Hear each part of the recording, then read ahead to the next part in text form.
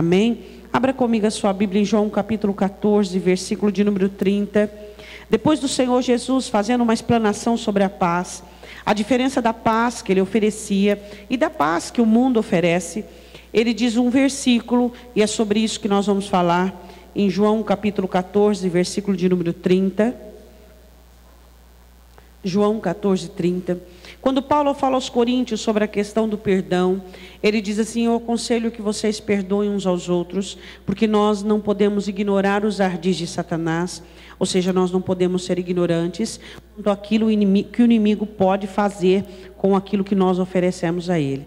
Então, em João capítulo 14, versículo de número 30, diz: já não falarei muito convosco, porque se aproxima o príncipe deste mundo e nada tem em mim.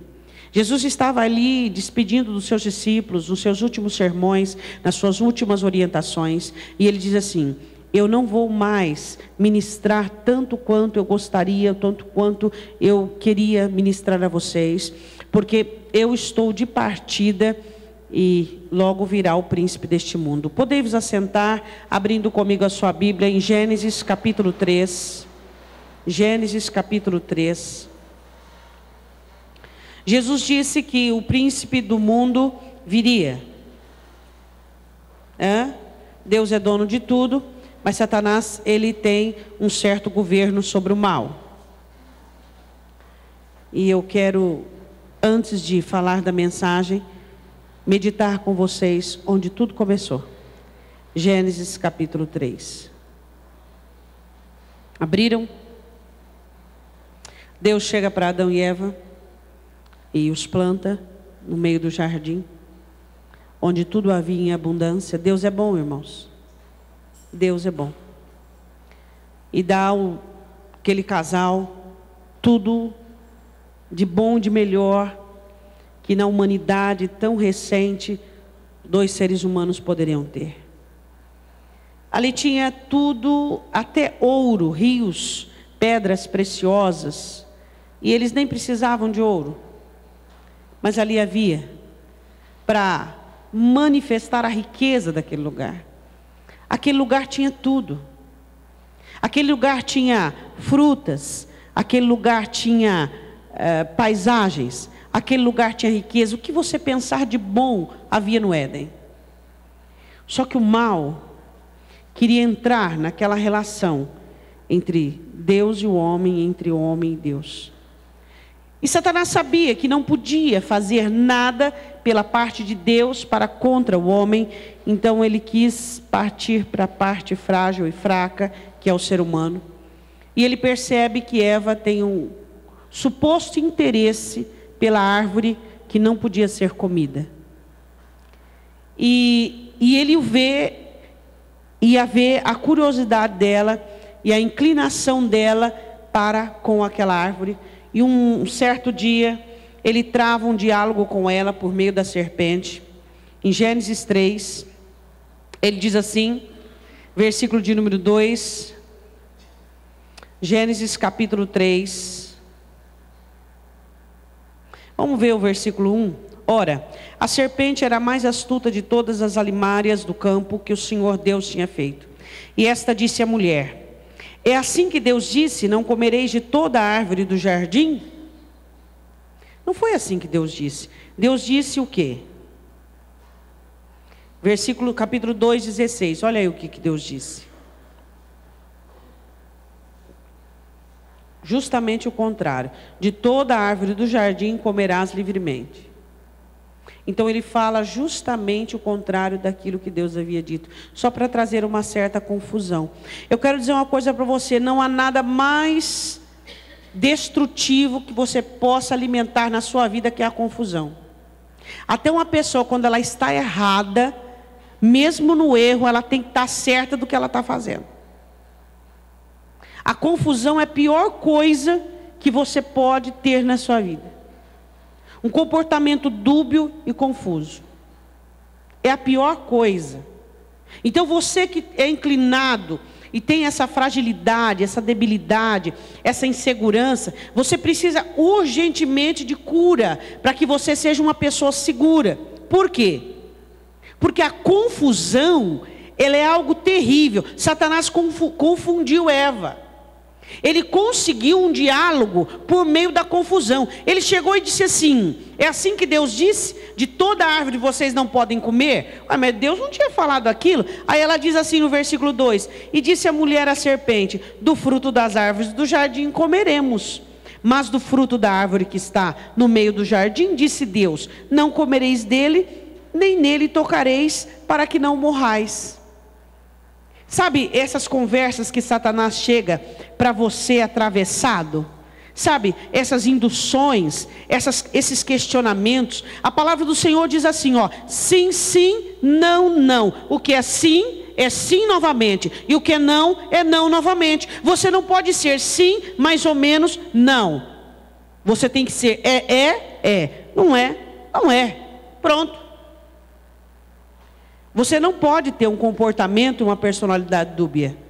Você não pode ter coisas que ficam na sua mente como um impasse e uma condição a ser concluída futuramente.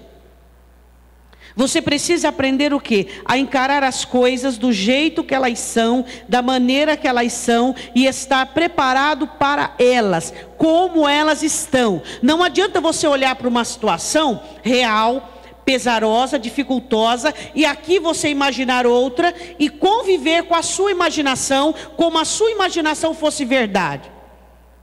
Você pode sim ter fé, você pode planejar, mas você tem que ter recursos para lidar com a situação vigente, atual, real. Essa é a realidade, e eu tenho que ter recursos para lidar com ela.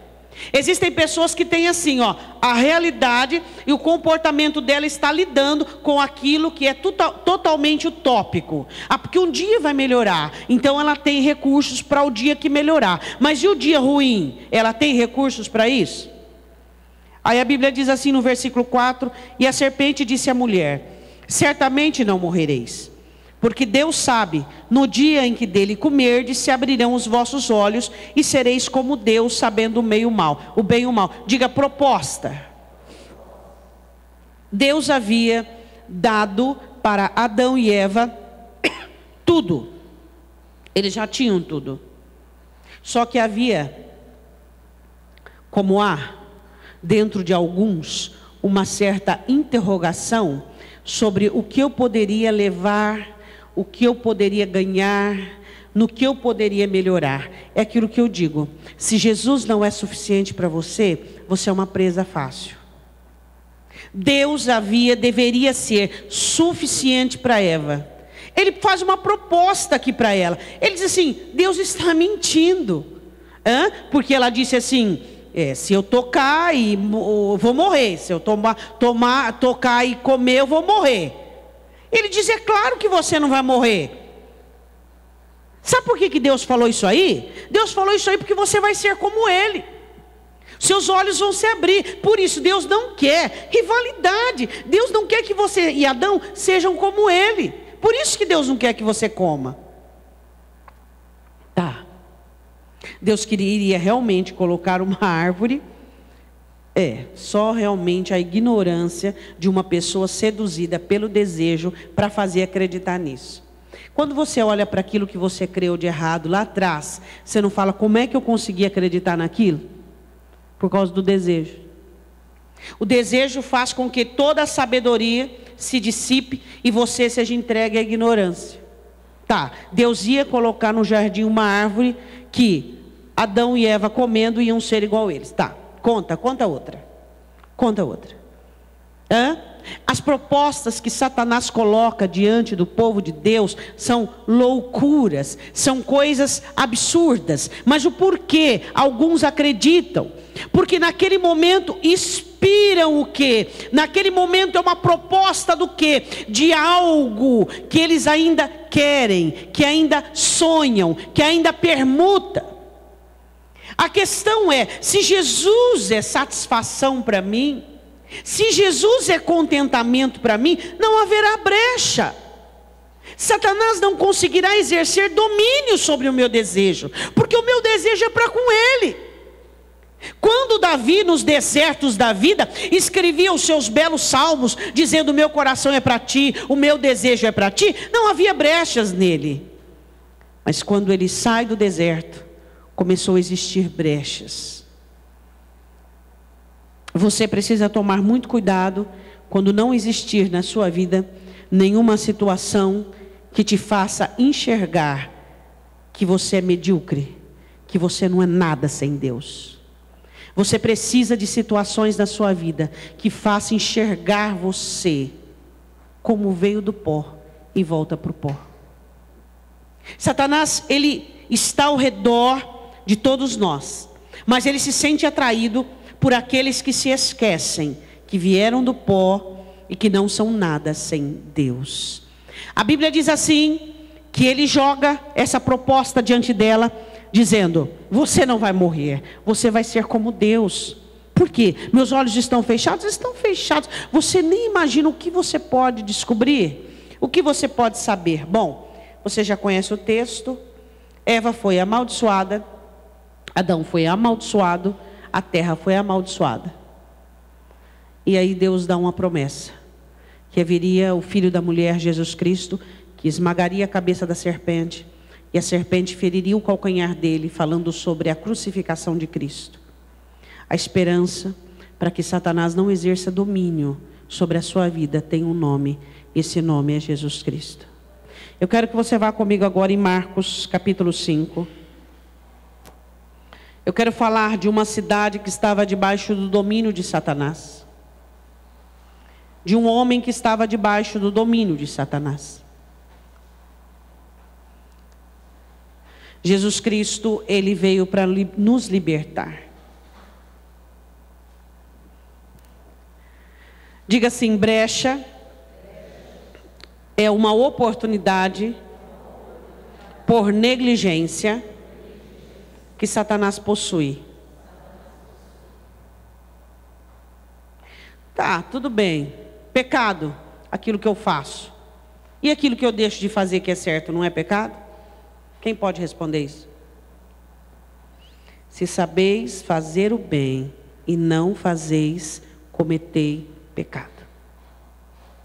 O pecado não é só o mal. O pecado é a ausência do bem. É você deixar de fazer o melhor por você. Quando você deixa de orar, por exemplo, por que você está pecando? Quando você deixa de cultuar o Senhor e de fazer aquilo que é correto. Quando você deixa de fazer o bem, o que é certo. Quando você deixa de fazer o que é correto por ti mesmo, você está cometendo pecado. Por quê? Porque você é capaz de fazê-lo. Então você está negligenciando uma função que é sua. Eu não posso fazer coisas por você que você é dedicado a fazer. Não.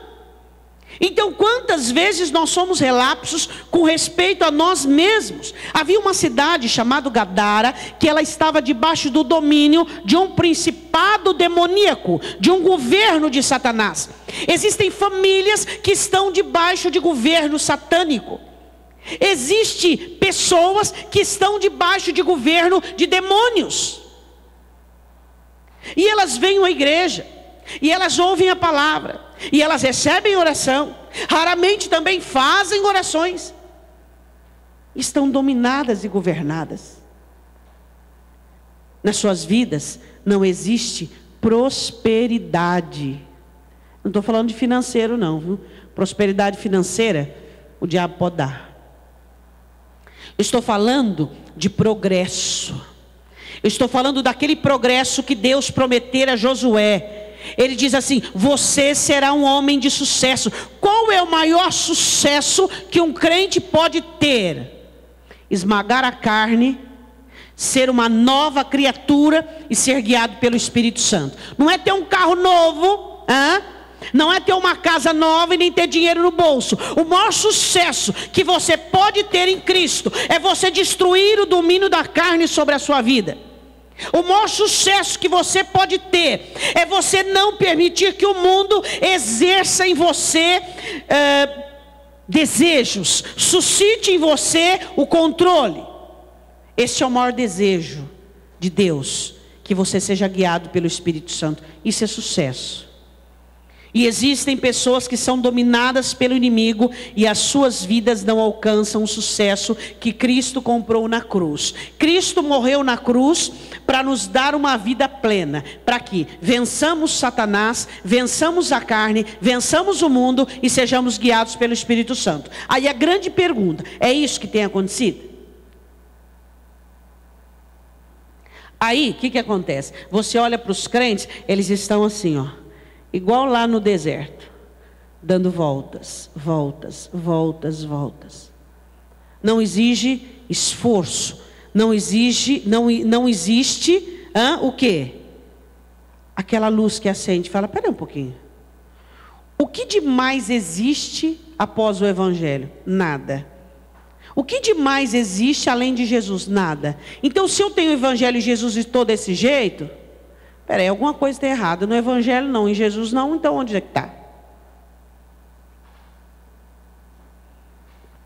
Gadara é uma cidade dominada por um principado, e essa cidade era adequada a esses domínios. Nessa cidade havia um moço que sofria, e ele vivia uma situação terrível, porque ele era possuído por uma legião. Uma legião romana tinha 6.000 demônios. E quando Jesus pergunta qual é o seu nome, o nome que identifica a caracterização da possessão demoníaca. Vamos ver. Marcos capítulo 5, versículo de número 1. Depois deles saírem de uma tempestade, chegaram ao outro lado do mar, a província dos Gadarenos. Saindo ele do barco, lhe saiu logo ao seu encontro, dos sepulcros, um homem com espírito imundo, o qual tinha a sua morada nos sepulcros. Por que ele procurava os sepulcros? E nem com cadeias o podiam alguém prender. Ele tinha uma força sobrenatural. É só Deus que dá força? Não. Quem que dá força também? É só Deus que dá inteligência? Não. Satanás também dá inteligência. Quando você vê alguém forte o suficiente para destruir a própria história, quem é que está fortalecendo essa pessoa? Deus ou o diabo? Hã? Aquele moço tinha uma força além de humana. Cadeias, ferro não podia prendê-lo. Deus fortalece o homem para que ele vença o pecado, para que ele reaja, para que ele se posicione. Satanás fortalece o homem para que ele se entregue, para que ele permita, para que ele deixe as coisas como elas estão. A Bíblia diz que aquele homem, eles tentavam prendê-lo e ele habitava em sepulcro, totalmente isolado, no cemitério, vamos dizer assim. O lugar onde sepultavam os mortos. Ali, isolado. Isolamento é de Deus? O que é de Deus? Comunhão. E se você se isola, você está fazendo o que o diabo gosta. Porque quando você se isola, você facilita os trâmites do diabo. A Bíblia diz assim, que aquele moço vivia isolado e amarrado, mas ninguém conseguia prendê-lo. E ele vivia totalmente desnudado e bradando ali naquele sepulcro igual um louco. A Bíblia diz assim, versículo 4, porque tendo sido muitas vezes preso com grilhões e cadeias, as cadeias foram por ele feitas em pedaços, e os grilhões em migalhas, e ninguém o podia amansar. Aí eu fico pensando, quantas pessoas estão sofrendo por causa da força de Satanás? Quantas famílias neste momento estão sofrendo porque pais são alcoólatras, porque filhos são fortes o suficiente para virar as costas para a família, para entregar seus vícios? O quanto Satanás tem fortalecido o homem para se destruir? Quantas forças as pessoas têm recebido para se automutilar? Mas eu não quero falar daqueles que estão lá fora. Quantas vezes você é incentivado, quantas vezes você é sustentado para rebelar-se, para revoltar-se, para fazer coisas erradas, para fazer coisas contra a sua história, coisas que não irão contribuir de maneira nenhuma, de zero a pavio, de jeito nenhum, com qualquer coisa da sua história. E aí você ainda se alimenta, e você recebe esses recursos, como Eva recebeu. Eva recebeu recursos do diabo para se voltar contra tudo aquilo que Deus havia feito por ela. Satanás trabalha assim, ele te dá recursos para você se rebelar contra tudo que Deus tem feito pela sua vida. E ela recebeu, e os crentes têm recebido. Sua alma é um jardim, como o profeta Isaías diz, que onde Deus habita, a alma se torna um jardim regado. Ele diz isso sobre o jejum em Salmo 58, repete no 44, cujas águas nunca faltam. Mas quantas vezes a sua alma tem sido invadida, esse jardim que é de Deus, tem sido invadido por serpentes malignas, por situação onde Satanás tem procurado induzir você, sustentar você, colocar você em situações onde você tem trabalhado contra a sua vida. Você pode identificá-las e enumerá-las agora, de ponta a ponta. Este moço, ele era possuído por uma legião. Quantas pessoas estão possuídas, só que não se dão conta disso? Elas estão dominadas, suas mentes trabalham para o mal, seu coração trabalha para o mal. Dizem que coração é uma terra que não tem rei. O crente não pensa assim. O salmista Davi, escrevendo suas últimas palavras em 2 Samuel capítulo 23, ele diz: haverá um justo que domine sobre os homens, que domine no poder de Deus. Ele será como a nuvem da manhã. Ele virá sobre nós. Haverá um homem que domine, um justo. O seu coração é uma terra que quem domina é Jesus Cristo. A Bíblia diz assim, versículo 5: andava sempre de dia e de noite, clamando pelos montes e pelos sepulcros, ferindo-se com pedras. Aquele moço, ele não tinha sossego, ele não tinha descanso, ele não se alimentava, e ele vivia numa situação caótica. Ele mesmo usava automutilação. É isso que o diabo faz. Clamores, automutilação, força, é isso que ele tem para oferecer para uma pessoa. Quando ele te fortalece com aquelas coisas malignas, é isso aí, você não aguenta mais, você tem que dar um fim nisso. Onde já se viu você está passando por isso? Onde já se viu você está humilhado dessa maneira? Isso é combustão satânica. Ele está usando aquilo que já existe em você para fazer com que você vá de contramão ao Evangelho. E ele vai usar todos os meios, e se você cair nessa, você perde o seu jardim. Você perde tudo que Deus tem para você, tudo que Deus tem te dado. Diga assim comigo: existem pessoas que com muita facilidade viram as costas para o próprio bem. Elas entendem que elas precisam buscar o bem, e elas viram as costas para o bem maior. Você acha que pessoas que amam querem o mal da outra? Não. Pai e mãe são as pessoas que mais querem o bem dos filhos. E contra quem os filhos se rebelam? O pai e a mãe. Essa é uma obra de Deus? De quem que é? O diabo. É o que acontece. Deus.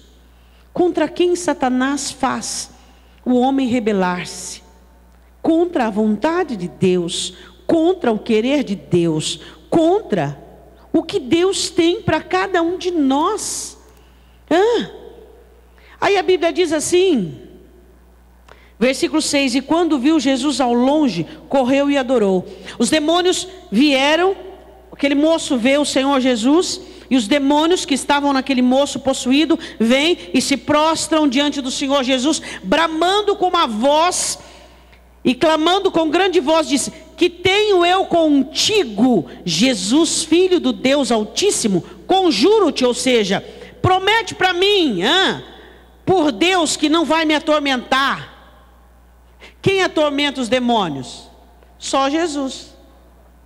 Os demônios atormentam o homem, só Jesus atormenta os demônios. Eles olham e dizem assim: o que é que... Versículo de número 7. Jesus, você leu comigo no começo, João 14:30. Eles disseram assim: o que tenho eu contigo? Nada. Ninguém pode servir a dois senhores. Nada. Eles disseram assim: conjuro-te, faz o juramento, não, por Deus, não nos atormente, não me atormentes. Ali falava com Jesus um príncipe daquela legião, alguém responsável por aquela situação. Existem demônios responsáveis pelo embaraço, responsáveis pelo caos, responsáveis pelo sofrimento. E a questão é: o que nós temos feito para que isso mude? O que nós temos feito para que isso não continue nesse curso? Quantas vezes os seus braços cruzados é o sim que o diabo tem? A sua apatia, letargia é o sim e a permissão que ele tem. Jesus explicando diz: só de você não fazer nada, você já disse sim ao diabo. Ele diz: quem comigo não ajunta, espalha. Quem não está comigo é contra mim. Se você não faz nada, você já está declarando que você não está com Jesus, você está contra. Ele olha para Jesus e diz assim: não nos atormente. Nós pedimos, faz um juramento, não nos atormente, não nos tire daqui, não nos perturbe, não nos tire dessa situação. Versículo de número 8. Porque Jesus dizia: sai deste homem, espírito imundo. Por que os demônios não queriam sair daquele homem? Porque aqueles demônios dominavam aquela cidade e eles estavam em um corpo, toda aquela legião, 6.000 demônios em uma pessoa. E aqueles demônios governavam aquela cidade. Então, se livrasse aquele homem, aquela cidade ia ficar sem, eles iriam ter que sair dali, porque demônios precisam de corpos, e eles estavam no corpo daquele homem. Se aquele moço fosse liberto, a libertação chegaria à cidade. Tá, tudo bem. Não nos atormente, nos deixe nesse corpo, porque por meio desse corpo nós podemos agir na cidade inteira. Nós nos mobilizamos e fazemos um revezamento na cidade inteira. Aí Jesus estava repreendendo-os para sair daquele corpo. Aí você diz assim, que os demônios estão na situação. Tá. Eles trabalham em situações. Só que só por meio dos seres humanos. É isso que você tem que entender. O combustível que eles precisam vem do ser humano. A feitiçaria, de onde vem? Dos sentimentos humanos. Os encantamentos, dos sentimentos humanos.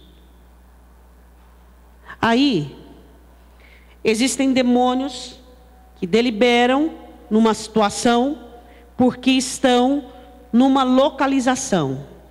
Estão dentro de uma situação. Eu acho muito interessante, eu acredito que você também, quando Pedro diz assim em Mateus, outros evangelhos também, Jesus, tenha misericórdia de ti, tenha dó de ti, não vai acontecer isso contigo não, tu não vais morrer dessa maneira. Jesus olha para ele e diz assim, diz o quê?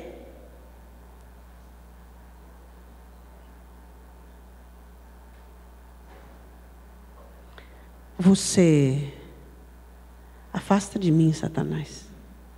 Arreda-te de mim.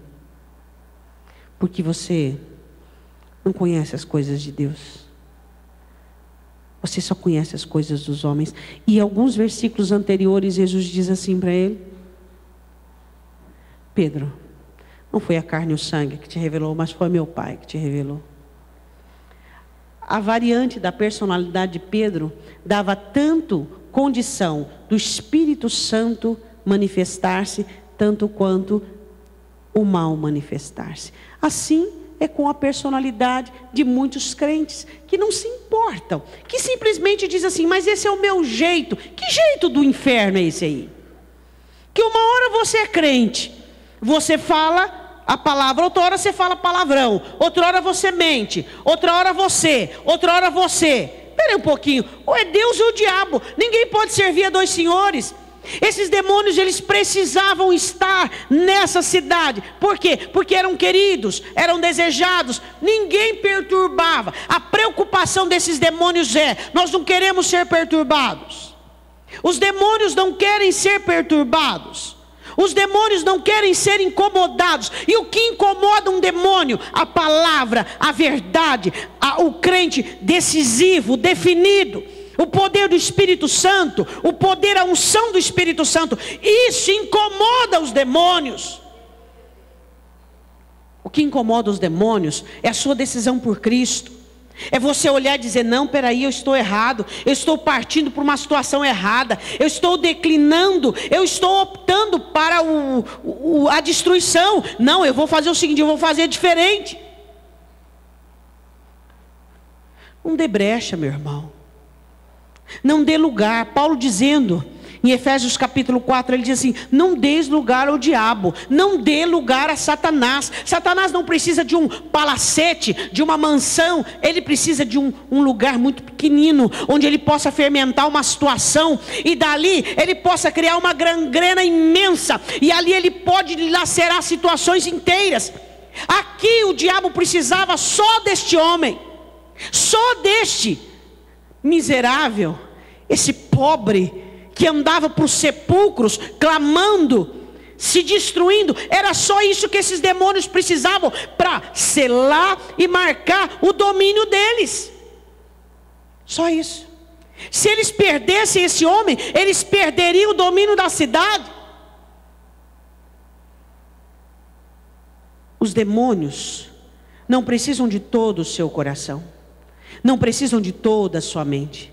Não precisa que você faça coisas totalmente ruins. Eles precisam apenas de um pequenino lugar. Eles precisam de uma pequena habitação, seja ela qual for. É só isso que eles precisam. Eles não precisam de você inteirinho. Não. Para criar situações na sua vida.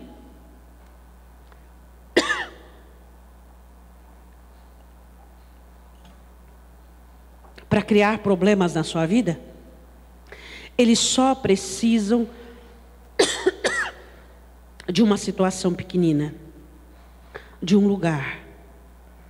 Esse lugar pode ser uma ausência, uma falta, uma carência,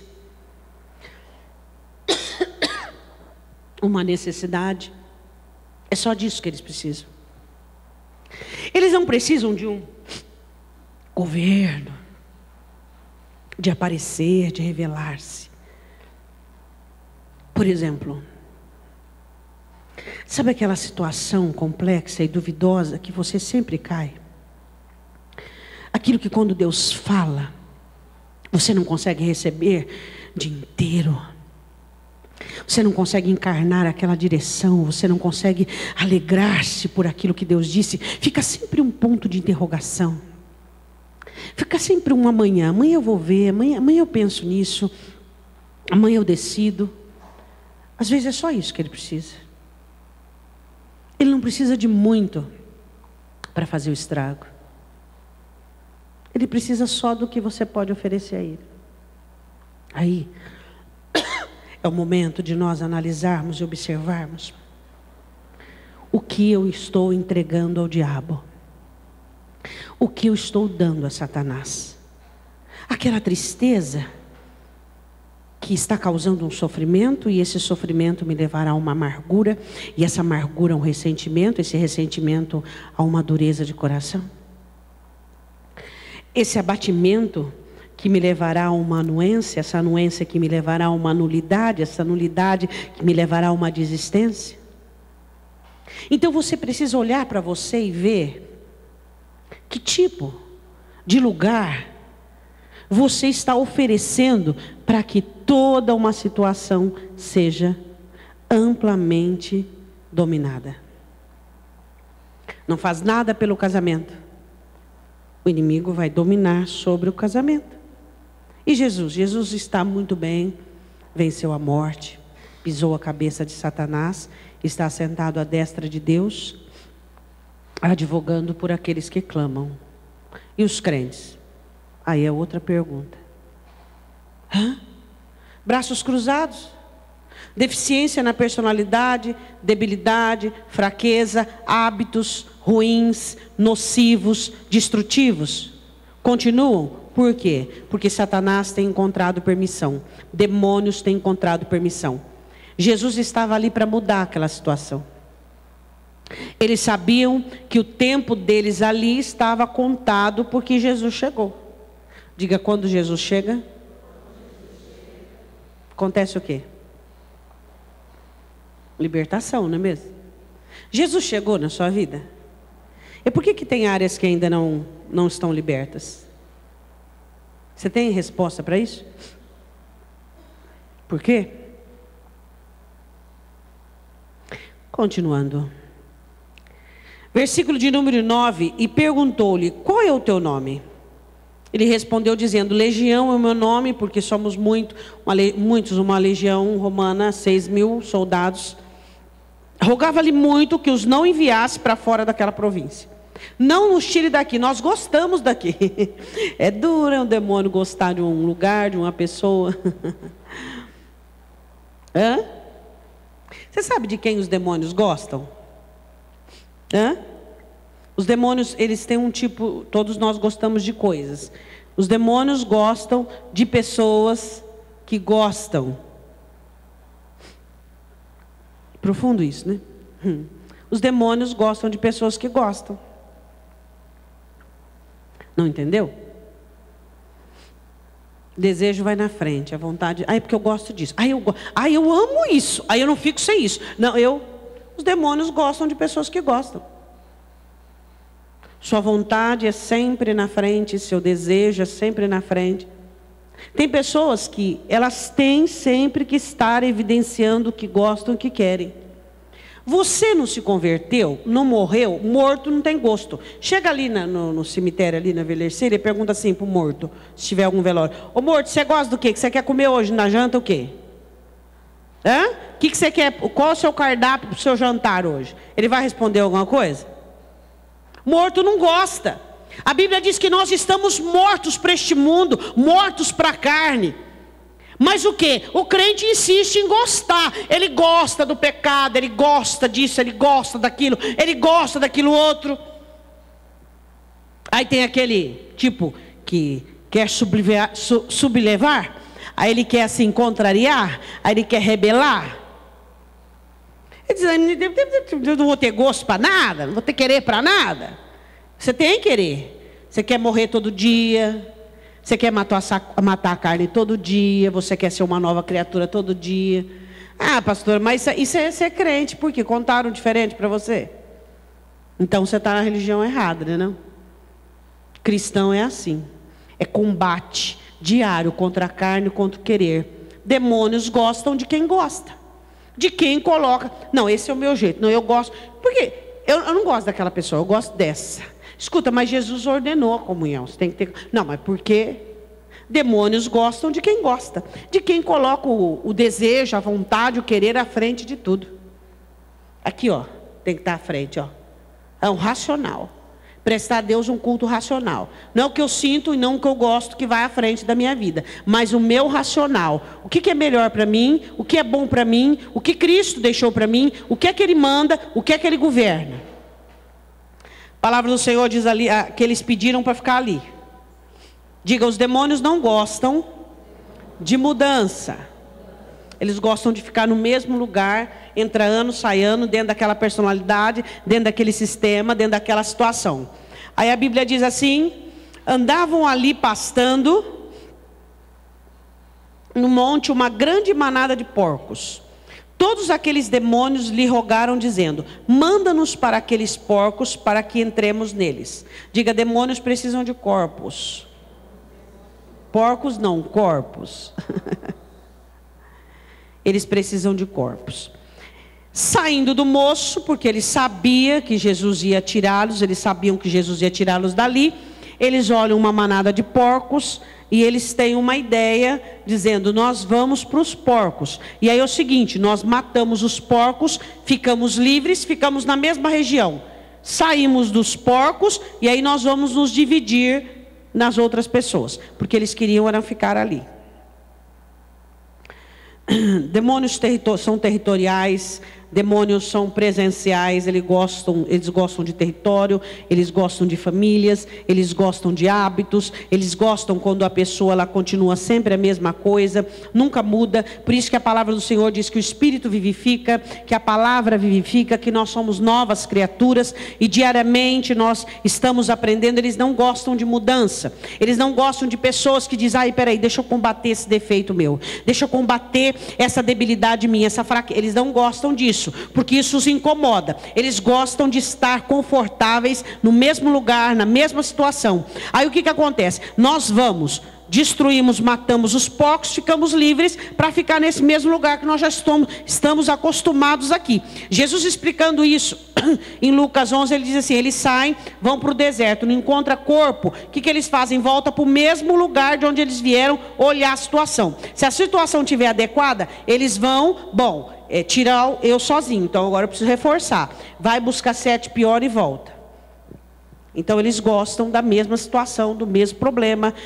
Por isso que tem crente que olha: eu não mudo, fica a mesma situação. Enquanto você não combater isso aí, não vai trazer mudança. O demônio trabalhará insistentemente para que você não mude em áreas que eles gostam na sua vida, porque é por elas que ele faz você pecar, é por essas áreas que ele faz você retroceder, é por essas áreas que ele injeta ódio, amargura, rancor, ressentimento.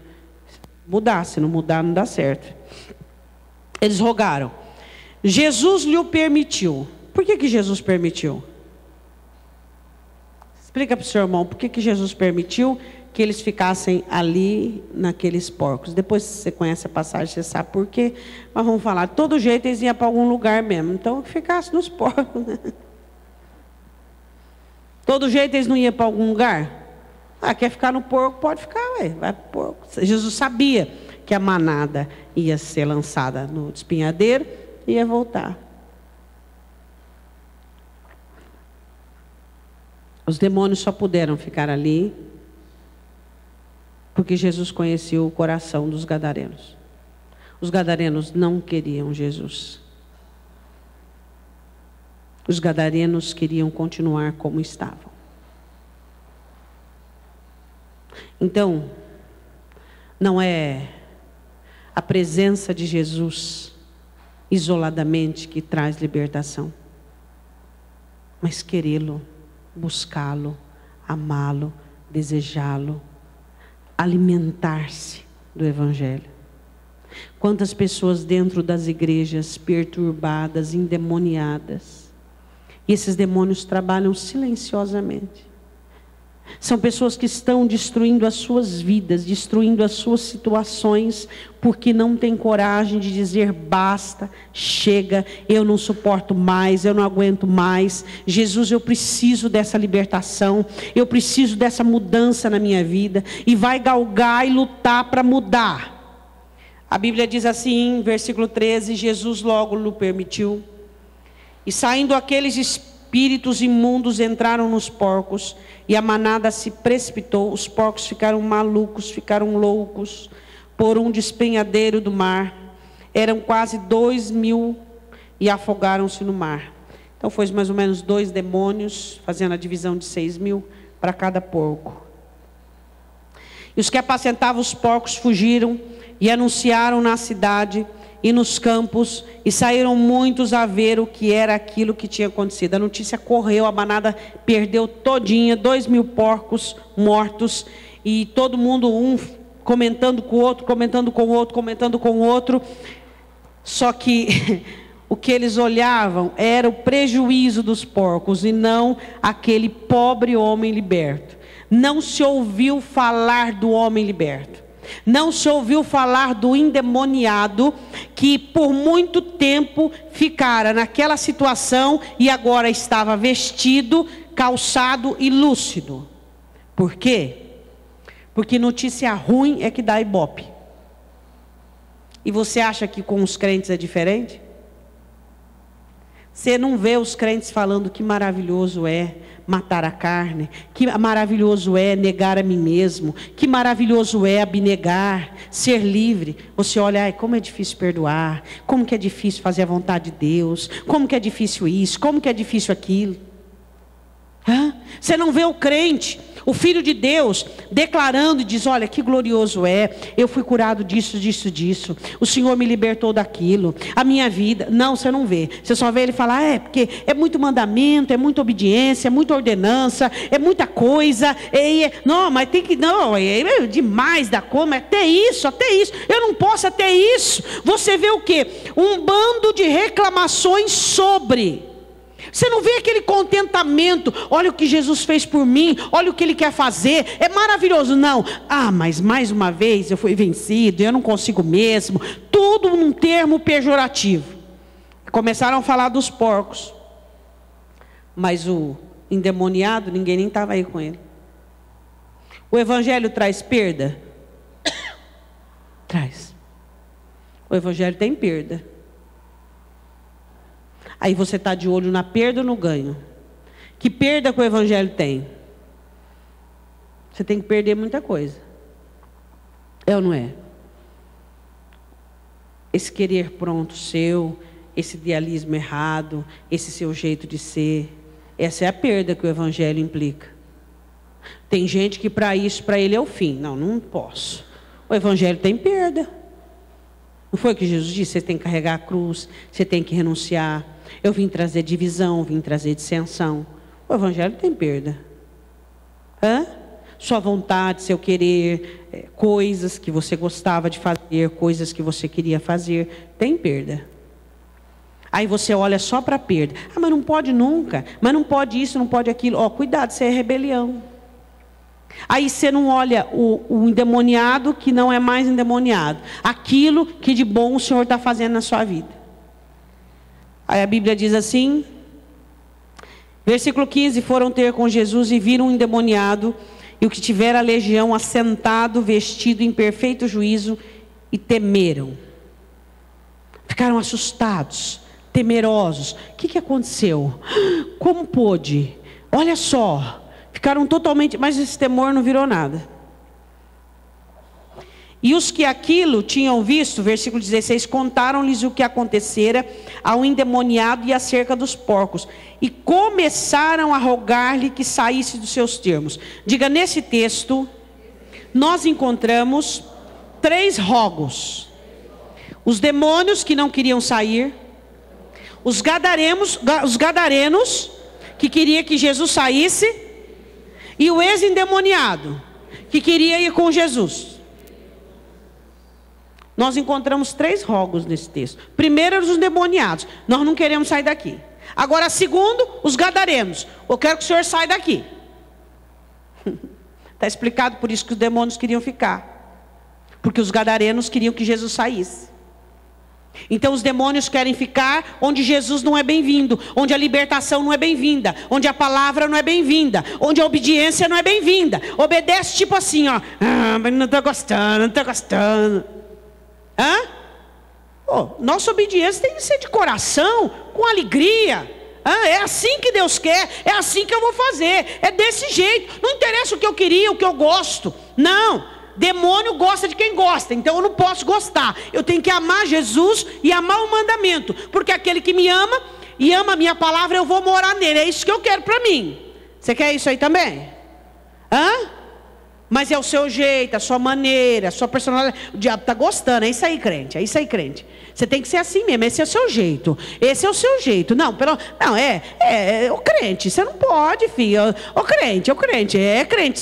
Fica excitado aí, fica nervoso aí. E manifesta aí, crente. É isso aí, crente. A carne, crente. O mundo, crente. E eu, crente. Por quê? Os gadarenos não queriam Jesus, porque as mudanças que ele trazia eram mudanças expressivas. Quando Jesus muda, ele muda. Não é essas mudanças. Eu vou dizer uma coisa para você. Você tem uma ideia muito diferente do que é o verdadeiro crente. Verdadeiro crente acontecia há uns 20, 30 anos atrás. Aquilo era crente, meu irmão. Participava do culto, saía do culto sem fumar, sem beber, não xingava mais, acabou, igual o Zaqueu. Hoje em dia é igual o Carnê de Casas Bahia. 24, 36 e assim vai. É devagarinho, devagarinho, devagarinho, devagarinho. Não sei se um dia vai acontecer.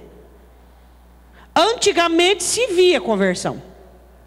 Chegava em casa, catava tudo quanto é idolatria, jogava fora e se convertia. E estou aqui para amar, perdoar. E mudança de personalidade assim, uma coisa expressiva.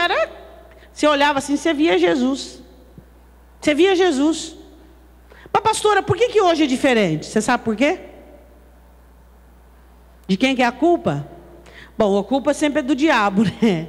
Mas a culpa é dos pastores. Os evangelistas.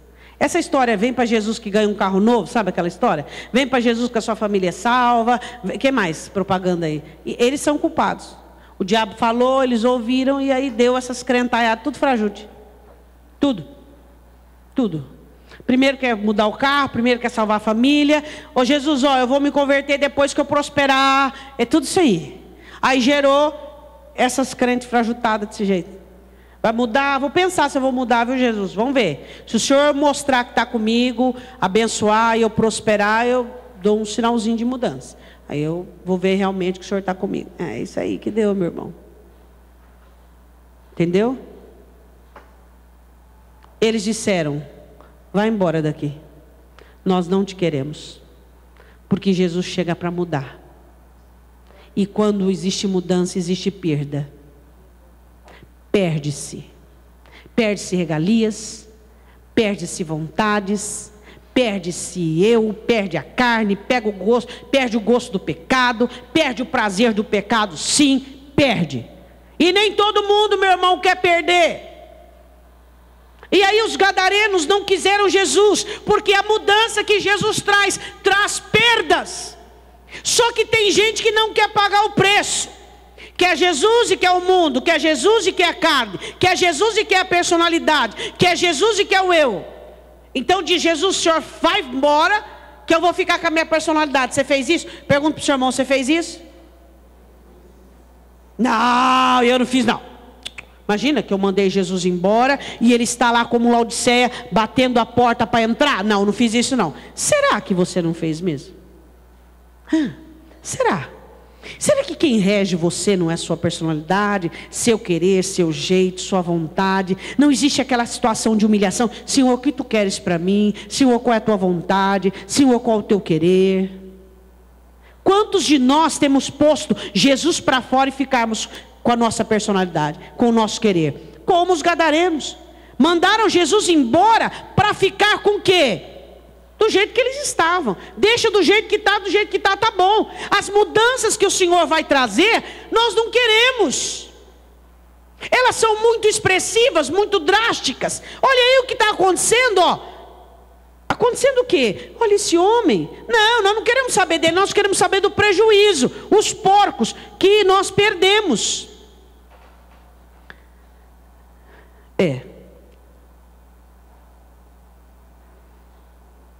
Israel passou por isso, não conseguiu.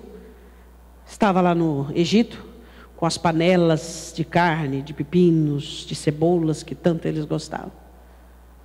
Aí o Senhor Jesus, o Senhor Deus tirou-os e levou-os ao deserto, e ali os alimentava com maná, e eles disseram, onde é que estão as nossas panelas? E assim vai, né? Olhe para o seu irmão e diga assim: você está preparado para as perdas do Evangelho?